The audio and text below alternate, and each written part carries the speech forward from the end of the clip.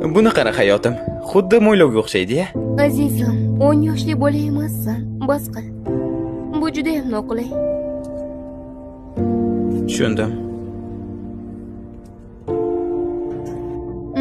Bu ovqat yaxshi ekan, azizim. To'g'ri aytasan. Kuning qanday o'tdi?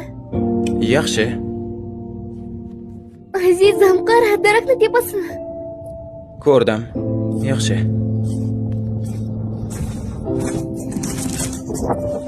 Azizim, qara, o'qtosh. Zo'r. Azizim, senga qiziq emasmi? Aytdim-ku, ajoyib. Qara. Yaxshi.